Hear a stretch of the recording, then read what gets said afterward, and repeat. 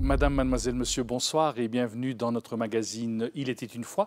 Ce soir, il était une fois l'avenir de notre planète et je suis heureux d'accueillir le professeur Jean-Pascal Van Ypersel. Bonsoir. Bonsoir. Merci d'avoir accepté notre invitation. Vous êtes professeur de climatologie à l'Université catholique de Louvain, vice-président du GIEC et également candidat à la présidence, une candidature qui est soutenue et présentée par la Belgique. Et de plus, vous venez de publier aux éditions de Book un livre intitulé « Une vie au cœur des turbulences climatiques », d'où évidemment la raison de votre présence sur notre plateau ce soir. Alors, il y aura d'ici quelques mois le GIEC, enfin une rencontre internationale où les travaux du GIEC vont être très importants. Pourriez-vous nous en parler un petit peu de ce qui va se vivre à Paris d'ici quelques mois? La conférence de Paris, la première quinzaine de décembre, a pour enjeu la mise à jour du traité de Rio sur les changements climatiques, traité qui vise à protéger le climat pour les générations présentes et futures. On essaye de réduire les émissions de gaz à effet de serre qui perturbent le climat de manière à ce que la température n'augmente pas de plus de 2 degrés au-dessus du niveau pré-industriel, le niveau qui existait avant que l'on commence à polluer massivement par notamment le CO2 qui est dégagé chaque fois que l'on brûle du pétrole, du charbon, du gaz naturel. Et l'enjeu de cette conférence de Paris, c'est de voir comment on peut, dans les décennies qui viennent, avant la fin du siècle en tout cas, arriver à ce que ces émissions soient réduites à zéro. Donc c'est un enjeu très important parce qu'il s'agit de changer assez fondamentalement la manière dont l'énergie est consommée et produite dans le monde, dans les décennies qui viennent, de manière à garder la Terre habitable, tout simplement. Et le GIEC, c'est quoi exactement alors? Alors le GIEC fournit les bases scientifiques de la Réunion de Paris en élaborant, grosso modo tous les 5 ans, de gros rapports très rigoureux et très complets sur l'état des connaissances à propos de toutes les dimensions des changements climatiques, en travaillant avec 800 scientifiques, c'est l'équipe pour la dernière édition du rapport, 800 scientifiques qui viennent du monde entier, qui travaillent pendant 3 ans pour produire le meilleur état des connaissances à propos des changements climatiques, de manière à ce que les décideurs qui vont se réunir à Paris aient les bases scientifiques les plus solides, les plus rigoureuses, sur lesquelles ils puissent alors fonder des décisions bien argumentées. Mais ces décideurs politiques, est-ce qu'ils vont lire ces rapports? Parce que vous dites si c'est des rapports de cette taille-là, ou alors est-ce qu'il y a des extracts, comme on dit, qui vont leur être proposés? Parce que, bien sûr. Alors, pour le comprendre. Heureusement, il y a des résumés pour les décideurs qui ont même différents formats. La version la plus compacte, c'est une feuille A4 recto verso qui se trouve d'ailleurs qui est d'ailleurs disponible dans toutes les langues des Nations Unies, y compris le français, sur le site du GIEC et que j'ai republié avec la permission du GIEC à la fin de mon livre, justement. Donc, il y a moyen d'avoir en quelques pages l'essentiel des messages de ces 5000 pages de rapport d'une manière très compréhensible. Depuis que vous travaillez, ça fait quelques années que vous travaillez dans cette thématique, avez-vous le sentiment qu'aujourd'hui, vous êtes plus entendu qu'il y a 30 ans? Oui, plus entendu, mais il y a une différence entre entendu et écouté.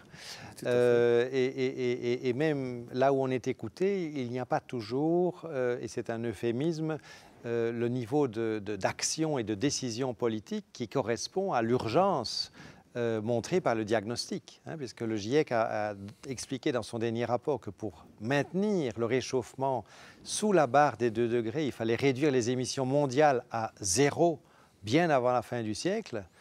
Et jusqu'à présent, on est loin de cela en termes d'initiatives et de plans annoncés avant la conférence de Paris. Donc, les scientifiques clament avec force cette urgence.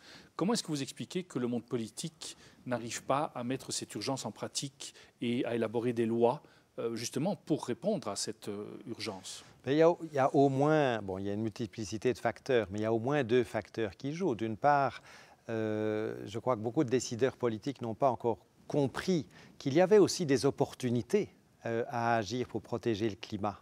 En termes de création d'emplois, par exemple, en termes de résolution d'autres problèmes, de lutte contre la pauvreté, d'accès à de l'énergie propre et renouvelable dans les pays en développement, etc.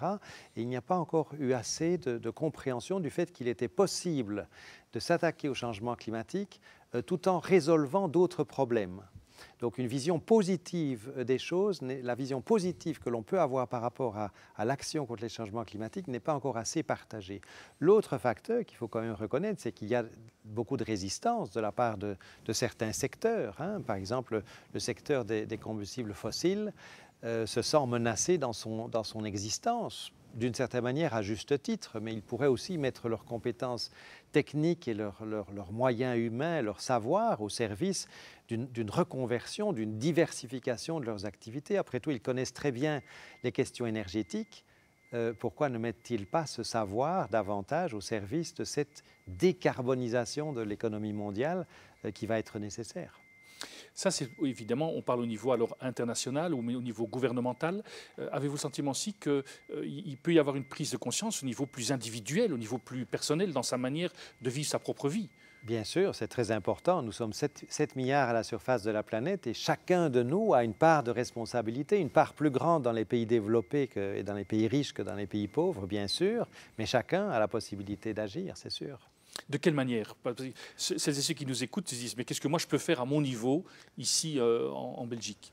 Alors, il faut analyser la manière dont chacun nous sommes responsables d'émissions de CO2, le principal gaz à effet de serre. Alors, les grands secteurs sont les suivants. C'est l'habitat et le chauffage en Belgique, donc tout ce qui permet de réduire la consommation de combustibles fossiles dans le chauffage est bienvenu. Donc l'isolation, par exemple, baisser le thermostat, des choses comme ça, ce sont des choses tout à fait utiles qui permettent aussi de réduire les factures énergétiques.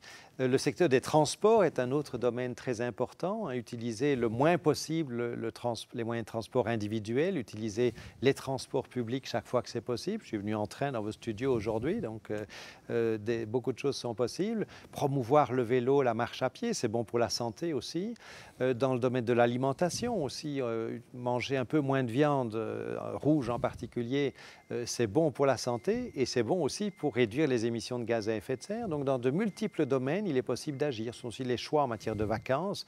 On sait que les vacances au loin en avion sont très dommageables en termes d'émissions de gaz à effet de serre, par exemple.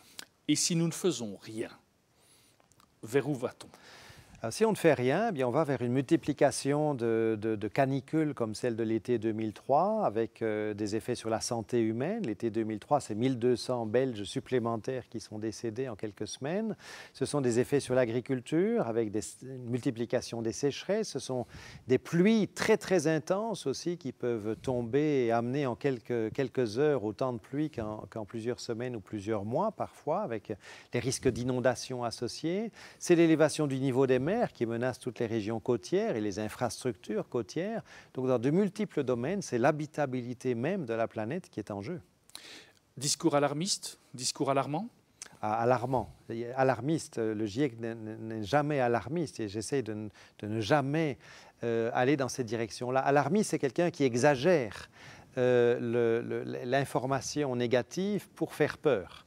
Et je crois que c'est une très mauvaise idée. La réalité est déjà suffisamment alarmante pour qu'il ne soit absolument pas nécessaire d'exagérer. Donc je crois que c'est une très mauvaise idée d'être alarmiste et d'exagérer. La situation est déjà assez grave comme ça pour qu'on ait toutes les raisons d'agir. Mais nous avons les moyens encore d'agir aujourd'hui pour faire face à cette réalité. Nous avons les moyens, chacun a une part de ces moyens et ce qu'il faut, c'est les mettre ensemble. C'est un des enjeux de la conférence de Paris, comment mettre ensemble l'action au niveau international pour faciliter aussi l'action individuelle. Tout est lié. Merci à vous, Jean-Pascal Van Ypersele, d'avoir pris le temps de nous expliquer tous ces enjeux liés à l'avenir de notre planète. Nous arrivons déjà au terme de notre magazine. Merci d'être resté avec nous. Au nom de toute l'équipe qui l'a préparé, il ne me reste qu'à vous souhaiter une excellente soirée et je vous dis à très bientôt.